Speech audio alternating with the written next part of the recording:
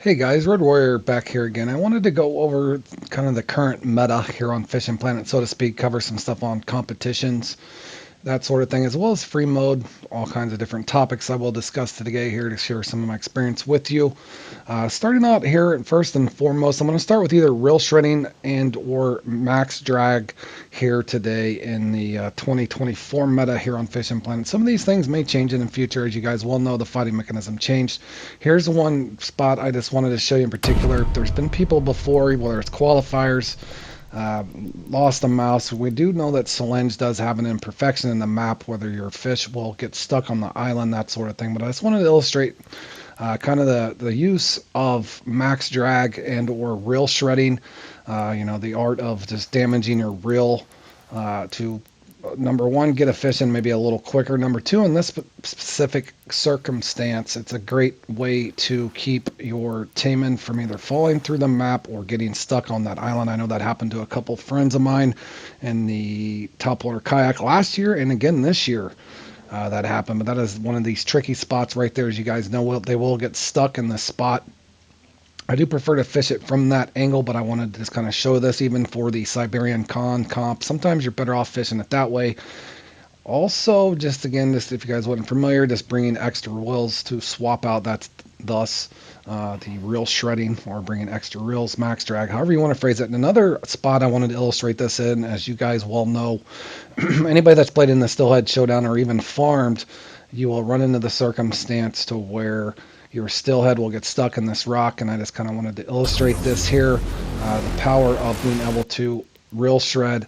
As you can see here, I clicked that over. Now again, you could probably had that full max dragged or full clicked, but you can see here even this one almost still bounced around in the back and almost got hung up in those right side there in those rocks. That will drive you crazy, but again, this is another thing I wanted to show, not just for the current veteran players, but new players that will be joining the game eventually, and that'll probably happen to you. Feel free to rewind that or anything if you needed to, but I just wanted to point that out. Those will get stuck there as well as over there. Sometimes you're Chinook too, if you're casting to that right side, that will happen to you. Now from a farming standpoint, two things in one here. As you can see, we're one clicked down there, not full max drag, but this is a 13-pound setup on a unique bass here at the Everglades. Just wanted to kind of illustrate this as well. The fight time's not all that bad, but you can see the difference once I go to full max drag there. You'll kind of just see I will be taking some damage, but again, a lot of you guys that are trying to get familiarized with what to do here, again, we never know what the devs are going to change. They seem to change these things about every year or two. But just the current state of the game right now, as you can see there, if you do that correct, you won't have as much damage, so utilize that even in farming, but to something to play around with. I wouldn't overdo it, but as you can see here, I did get that in and did a little damage. Again, you want to do that sparingly, as you need to budget your real percentage, but again, you can see there on a 13-pound setup, just a little jig winner with a breamer, just with a little eagle spoon there for that unique. And again, if I had an extra reel, whether I was farming or playing competitively, now ideally in the bass challenge, you wouldn't want to do that. And just wanted to illustrate this as well on a Loki, which is more of like a 20-pound setup with a big river. I want to say 6,500 or 6,000 here. Just kind of want to illustrate this in real time as well.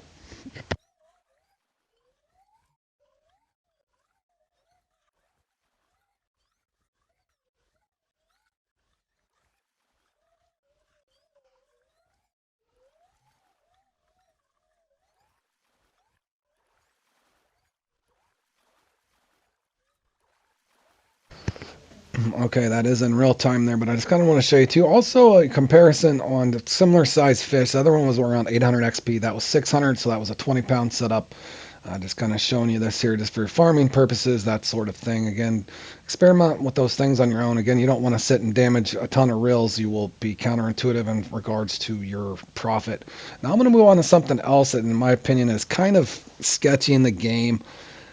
Soggy bobber. If you guys are unfamiliar with soggy bobber, that is, you might have fished as a kid and your bobber might have gotten damaged, sinks, that sort of thing. For some reason on Fishing Planet, it seems to do something weird. Two things in one. One, it seems to give a better bite rate, and that could be just in my head, but I know a lot of players are using this now not only in competitions, but unfortunately in farming. It's kind of again a gray area in my head. Um, we're playing a fishing simulator. There's going to be arcade moments in the game, but I definitely would kind of classify this as an arcadey type gameplay, in my opinion. Not really sim. Again, I know I don't want 17-minute fight times on a catfish either, but I'm just kind of illustrating this in action. It's not something that I really prefer to use. It seems to me that in a lot of these competitions now, you're going to start noticing this more and more as you observe other people's setups. Say, for let's example, meaty fellas, cats and night catchers. You'll start noticing more and more match rods being used versus bottom rods. And I'm just kind of wanting to show you here this.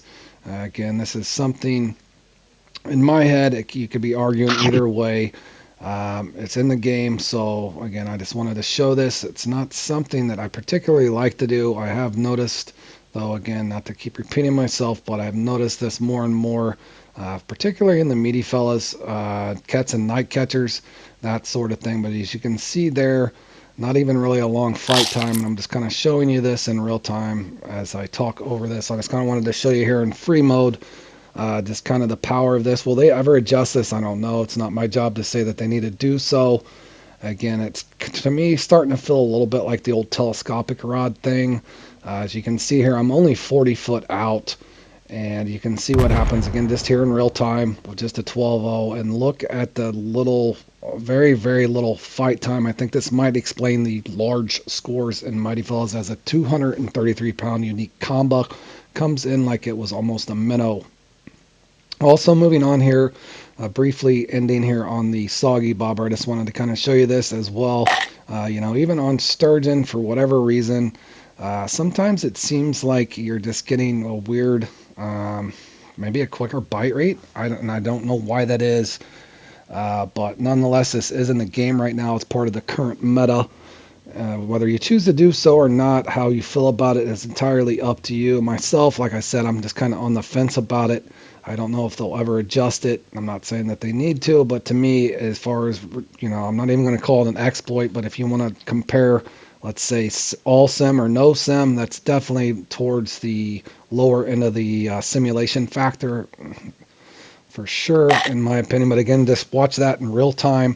From the time that bobber sinks to the time it hits the bottom wasn't much at all. As well as you can kind of tell, just an odd fight time. It's just nowhere near what the fights are on a bottom rod. I think you'll notice the difference between a match rod on soggy bobber and a bottom rod. Again, it's not my job to say whether it's a good thing or a bad thing. That is up to the devs what to do. But I did want to put this up here and kind of showing you some of the newer methods being used, as well as this one here is kind of an odd one. When I first seen this and was made aware of this, it's what they call I guess in real life they call it spin the minnow. There's actually cultures that actually do this, where the minnow itself will actually be followed by the fish. Simply here on this game, once you hear the bobber ping, then from there you just kind of want to reel it. Now I'm just kind of illustrating this here on Gar at Quanskin. Once you hear that ping, you can simply just reel it towards you. Oddly enough, in Emerald Predator Hunt, I think you guys have probably seen me use that as well. But I guess this in real life, certain cultures actually do this, what they call spin the minnow. It works on live bait or anything that swims in regards to minnows, shiners, tilapia, that sort of thing. And the fish, oddly enough, will follow it in. Again, kind of on the sim factor. I don't know exactly how I feel about it, but nonetheless, I just wanted to put this up here. This is a methods and a tips and tricks current meta video here on Fishing Planet. How much of this stuff will ever change, I don't know, but again, I just wanted to put these things up to better prepare you for what you're up against in competitions, tournaments, and that sort of thing. You yourself, like I said, I'm not judging anybody. I'm just telling you guys what the options are out there.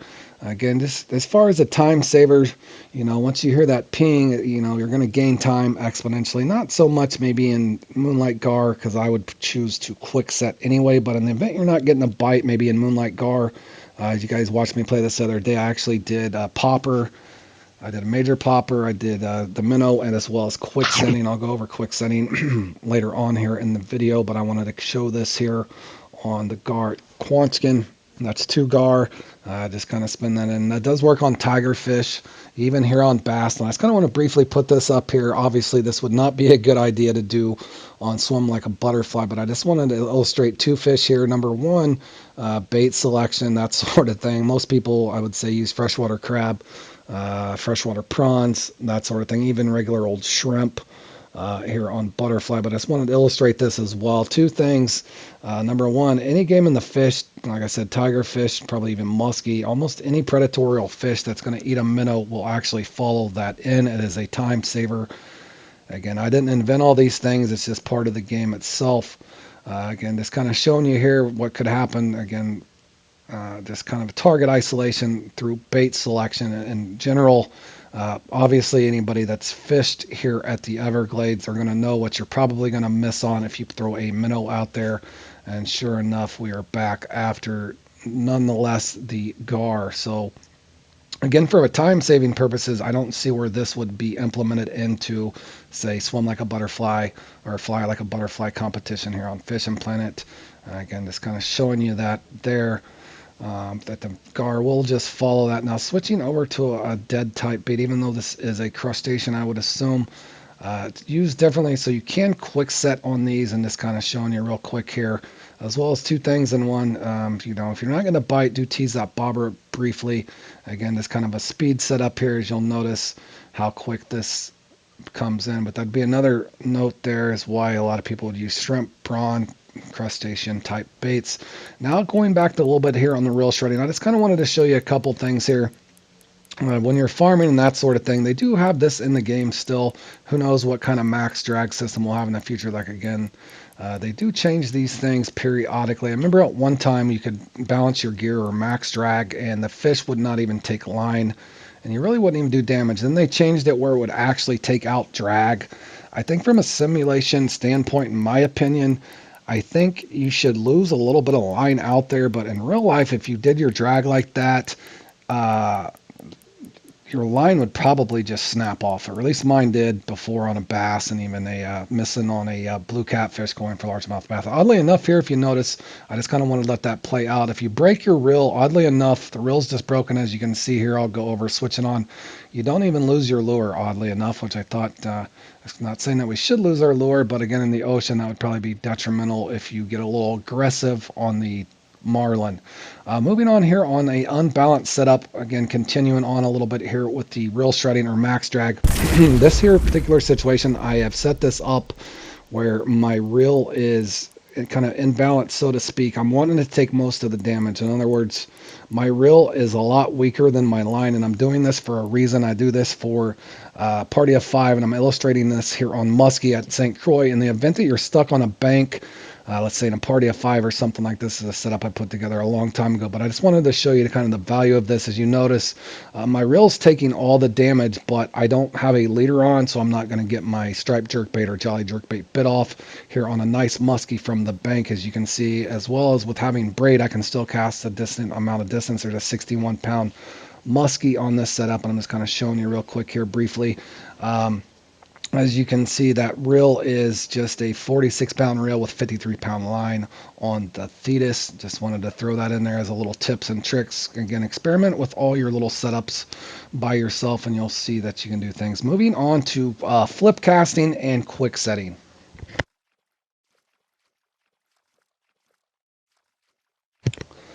A note here, as you can see, you're wanting to kind of let that bobber shake a little bit before he said. This is something I would say to practice. It does help you speed wise, whether 1x1 teenies in the night, that sort of thing, or even point by point if you're trying to get a quick fish at the end, that sort of thing. You'll notice that again. Also, one thing there, if you reel that in too close as a traditional match rod, it will just simply pull it up because you are flip casting. And so another way to tease the bobber in that regard is you just kind of want to walk your avatar back. In the event that you're not getting a bite, this thing in an advanced tip, do this here, walk back a little ways, and sometimes that can trigger a bite without actually reeling it in.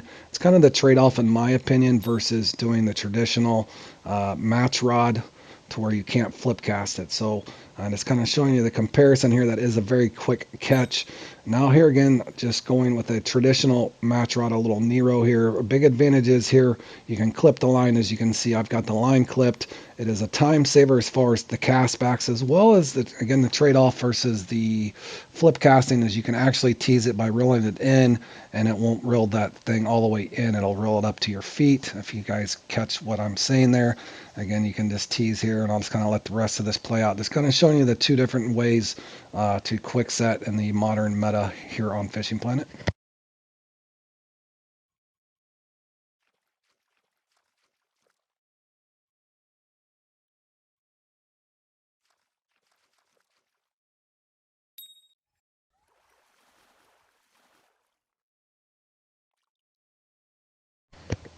Also, you'll notice throughout the game, anytime you're learning to quick set and fish for some of these small panfish, whether it's competitively or you're just looking to do your checklist, play around with your hook sizes. Also, you'll notice just as soon as that fish starts to shake its head, it's a timing thing. It's something I would practice, especially the flip casting. Now, in the following clip, I'm going to show you where this would be coming handy in teenies in the night, that sort of thing. As you can notice here, I'm just going to let this play out in real time. I won't narrate over this until the end, but it's just a minute or two. But just watch how fast flip casting, how effective this can be, implementing everything I mentioned before, where I'm teasing with the avatar, walking backwards to initiate the strike, and then setting the hook.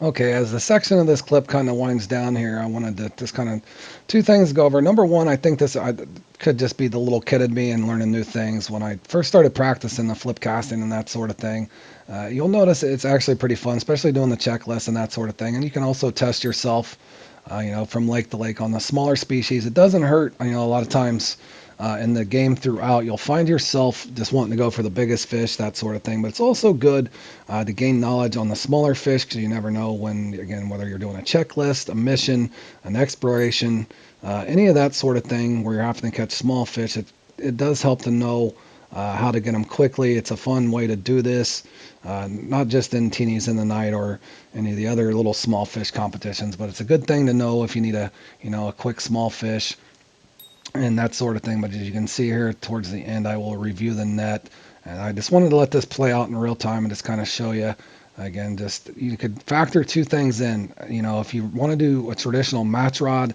in this kind of a format, you can. It's just kind of, in my opinion, a trade-off. As you can see, pretty much just setting the hook. If you find a spot or two that you like, whether it's teenies in the night or anything like that, or point by point, you can see how quick these things come in. You basically just set the hook. And just a quick review. I caught 8 fish fairly quick, and teenies in the night, I would say 7 out of those 8 would account. One of them was too big, but as you can see there, just kind of a little mixed bag for teenies in the night for you guys. Okay, now moving on to something else, line clipping. And by that meaning, as you can see there, I have that line clipped or pre-clipped. I just kind of wanted to show you this here in real time. This is, again, a lot of times competitively, you'll see similar people winning sometimes. There's, something else to it as well. The people put a lot of work into it. In other words, they've got their lines pre-clipped, if you're following along with what I'm saying. Now, I'm just rotating left to right. As you can see, you guys have seen me put clips up before and played in the fly like a butterfly, swim like a bass competition. But as you can see there in real time, having my line clipped saves me time exponentially as I'm going from spot to spot, as I'm just demonstrating this in real time, just going back and forth. You figure out where your marks are, that sort of thing, and what you can clip. Sometimes you'll see People might even have, 3 or 4 rods for one competition set up. Ultimately, once you get enough money in the game, you're going to have a big inventory with multiple rods and setups, that sort of thing. But it does help you save time. Let's say if that saves you, 10, 15, 20 seconds, throughout the duration, that's a couple more fish. Illustrating this here for, let's say, sturgeon here in either extravaganza or sturgeon in the dark. I've got this pre-clipped, as you can see there, at 278. Saving myself time casting out because it's already pre-clipped. I'm going to let this play out in real time. And what you'll notice is as soon as I get this fish in, I've already got another rod and reel set up with actual crayfish, and I just spawn over to the island. So there's times, again, I've got friends who will have 4 or 5 rods set up, all with all their line clips already preset before they enter the competition to save themselves that valuable minute or two. That could be a difference between you pulling in a fish, at the end. That could cost you, 30, 40, 50, even more pounds if you were wasting time casting and missing your mark, that sort of thing.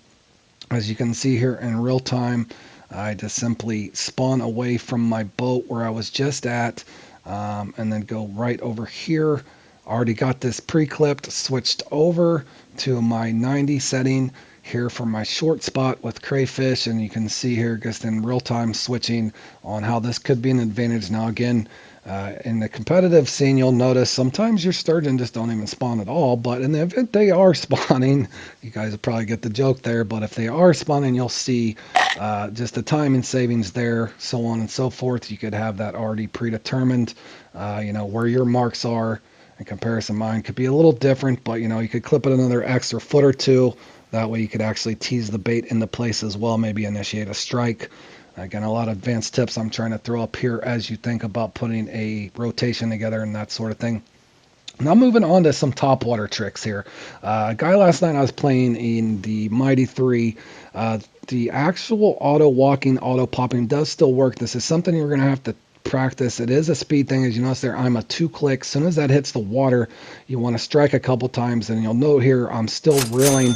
That was a 3 walk, auto pop, however you want to call it, but that was speed 2 on a thunder spin. Every matchup can be, or setup can be a little differently, or set up differently, so you need to kind of figure that out for yourself. In other words, an ounce walker, you might have to adjust that either a 1 speed or a 2 speed, that sort of thing, to get that to stick, but it is still somewhat effective. I don't think it's as effective as it used to be. Now I wanted to show something else here, I don't even know. My buddy Keith had brought this to my attention. It's kind of a weird thing here too. I don't know what you popping on the spot, walking on the spot. I'm basically just hitting the rod tip and the reel in at the same time, but you can see how slow this is. I don't know, popping on the spot, walking on the spot, maybe that sort of thing. But you'll see even this is effective, and why this could be effective. Let's say you got one of those, that's a real slow peak. This could be something that you could take advantage of as well. This actually would work in real life too. I have had situations where I slow pop a popper for bass in the middle of a weed patch, that sort of thing. But you can notice here how slow this is. I'm keeping the animation going, and you'll just notice that even though this is a gar, it's a unique gar, but you get the point. That'll happen to you anyway in Mighty 3 or Bass Speed Hunt, depending on what lures you're using in which competition. But you get the point that this is also an effective method here on Fishing Planet, currently part of the overall meta. Moving on to another little thing, as you can notice here, I'm not even lifting the rod tip up to get a walking animation. I'm simply using this mouse almost like a topper, if you get along with what I'm saying. Even though there's no animation there, I'm basically just barely tapping the button, and the fish itself, just because the mouse is on top of the water, actually spawns and bites. That's something, again, you can mess around with on your own, whether you're farming or using it competitively. Here's another perfect example of walking on the spot, popping on the spot. What I talked about before, as you can see here, maybe dancing with the pike. As you can see, that's a tough spot with a walker, not to get hung up in the weeds, but you can see there, I'm moving forward. I'm getting a two dot walking, and I still get a fish. You can see where that would be beneficial to you. Again, I wanted to put all this stuff up to help you guys out. Some of it might be a little bit of a gray area. Again, what's sim, what's not? Who is that to decide? Not me. I am not the Fishing Planet Police. I'm just passing on. I hope this does help all you guys out, and we will see you guys again in the next one.